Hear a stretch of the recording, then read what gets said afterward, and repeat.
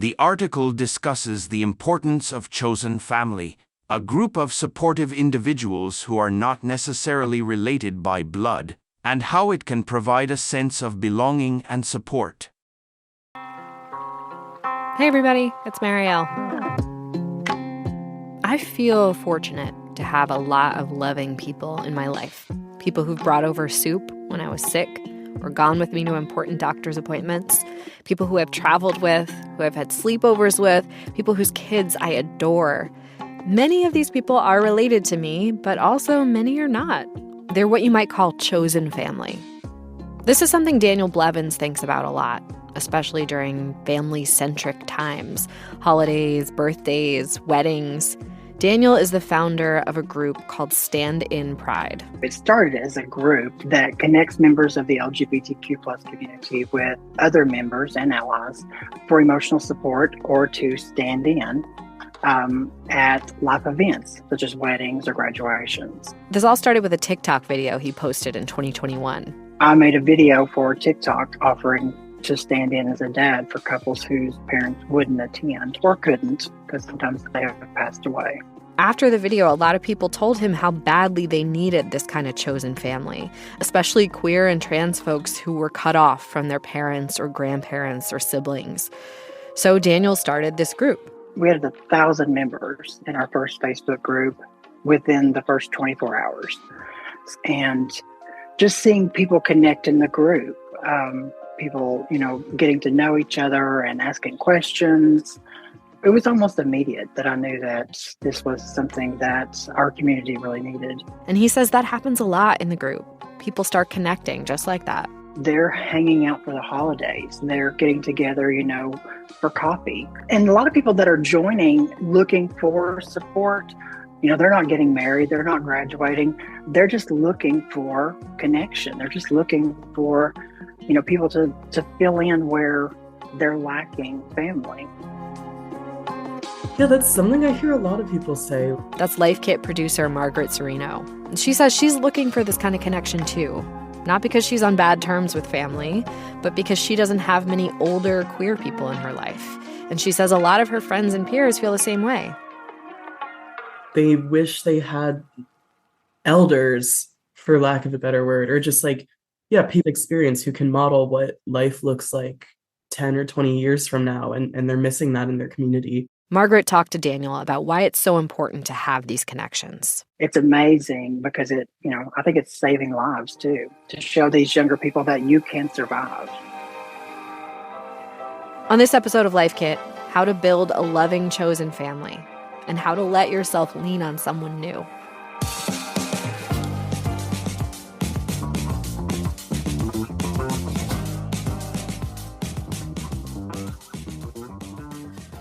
Daniel's family has changed in little ways over time, and it's a completely different shape than it used to be. I am lucky enough that I still, I didn't lose family by coming out. Some extended family I have a strained relationship with, but my family still looks very much the same as it did before I came out. But I've added to it through Stand in Pride. So family can look like what you need it to look like. Takeaway 1, your family can grow and evolve over time. Be open to that expansion. Daniel has the nuclear family he started out with, his parents, his 2 biological kids. They're adults now. They're both married. And 4 grandchildren. But he has plenty of non-bio family, too. Like the 3 chosen kids he talks to regularly. 2 of them first reached out to him on TikTok. They just saw me as a father figure and an older gay man and somebody they had, questions or they wanted to talk to. We don't talk every day. It's just more on their terms. I'm there when they need me, and I'm fine with that. There's also his chosen daughter, Keisha, who he met through Stand in Pride. And he actually walked her down the aisle at her wedding. She's like 2 hours away from me, but we talk whenever she needs to. I think it's pretty typical. It's just adding more into the mix as far as stand-in family goes. Yeah, it sounds like you're being a dad, like you're there when they need you. And that's kind of what a dad does. Right. This kind of openness and growth is key because at one point or another, we all need to lean on our chosen family for reasons out of our control. Death is a big one. A lot of people have lost their family, just for natural causes. Maybe you've had to cut off contact with a specific family member. They may have a narcissistic parent that they just can't have a safe relationship with or a healthy relationship with, so they have to cut ties. Or maybe you haven't lost anyone at all, but we're always missing certain kinds of relationships. Like you grew up as an only child and want to experience the bond of a sibling. There are tons of reasons why you might need some kind of chosen family. But if you're dealing with a loss, Daniel says be patient with yourself. You're going to go through the emotions of grieving.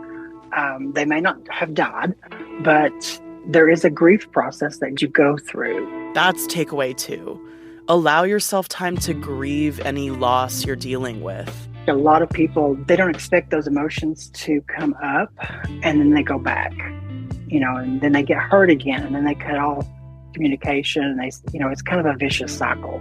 It might not click that you need to grieve a situation or family member, especially if they're still alive and well, says Daniel. So I think just realizing that you are going to go through some emotional pain, even if they're bad people, even if they're toxic people, you're still going to miss them because, they're familiar. And this could be a long process. I mean, it'll take time to find and build the kinds of relationships that we consider family. But the good news is that you probably already have some chosen family to begin with. I think we all, to some degree, have those people in our lives already. Takeaway 3. Look at the connections you already have for support and let them know you want to deepen that relationship. Take stock of the people who are around you, people who make you feel safe. Ask yourself these key questions. Who checks on you? Who's concerned about your well-being? Who's making sure that you're okay? Just having that connection with someone who instinctively knows when you're not okay. I think that's a good indicator that you're more than just friends. Another sign is if you get into a little tiff or even a larger disagreement, it's not going to mean the end of the relationship. I have friends that I consider my family, and we disagree about everything because we're very different people. But at the end of the day, I know if I needed them, they'd be right there for me. Let's say you have a really close friend that you want to rely on as family, but you're unsure if they can be that for you because they've already got family of their own. Daniel says those things don't have to be exclusive. I know of a few instances where, two best friends, one has their family, the other one doesn't. Their family adopts the other one and takes them in and just makes them part of the family. It might be as simple as just asking your friend, hey, I don't have anywhere to go for Christmas or for Thanksgiving. Would I be able to join you and your family? It's really hard for some people to put out there that they're seeking that type of support or they want that type of relationship. So I think just having the courage to say, I wish I could be part of your family would be all it would take to say, well, you are part of my family. Daniel says that's all it takes to bring a relationship to that level. Takeaway 4. You're not just confined to your pre-existing network. Challenge yourself to widen it a bit. Daniel says to start small. Maybe join a Facebook group like Stand in Pride if you're part of the queer or trans community. There's also a sibling group that's open to everyone. That one's called Stand in Family. And Daniel recommends another group called Free Mom Hugs. A lot of those who come to the group looking for support don't ever post anything. They read the introduction posts of those who are there to offer support, and they reach out to them because it is a very vulnerable position to put yourself in to say, I'm alone in the world and I need some people that care about me. Daniel says it's totally fine to join a group, lurk for a bit, and then message a few people in private. Do what feels comfortable for you. People will come either way. You can also check out in-person groups if you're comfortable. There are physical support groups specifically for people dealing with family relationships that are strained or estranged. But there are also plenty of groups where you can just casually form connections. Engage in your interests and community to find like-minded members. Maybe that means working in a community garden, or volunteering at a local school, or joining a hiking group. For me, that place is my community gym. Daniel says that often it just takes putting yourself out there a bit to start forming those connections. Maybe you're looking for that deeper family connection long term, but right now you need help with something specific. It just depends on where you live. There is a website called findhelp.org, and you can search by your zip code for resources in your area. Findhelp.org is good for lots of different situations. Like you have an upcoming surgery and you need someone to drive you, or you need career advice. You know, all of those more logistical needs that you might normally turn to a family member for. Okay, takeaway 5. Keep your expectations in check. And be honest. If a close friend does begin to feel like family, they might still have a lot of people they need to support. So make sure you and your chosen family are on the same page about how much care and attention you can give each other. Daniel says this is especially important if you're the one being asked for help. Don't make promises to people you can't keep. You know, you can't say, I will be there for you no matter what, because in reality, that's very different. Like you have a job, you have other things going on, so you can't really mean that when you say it. Know how much time a friend can realistically give you and how much you can reciprocate. Every family relationship is a two-way street.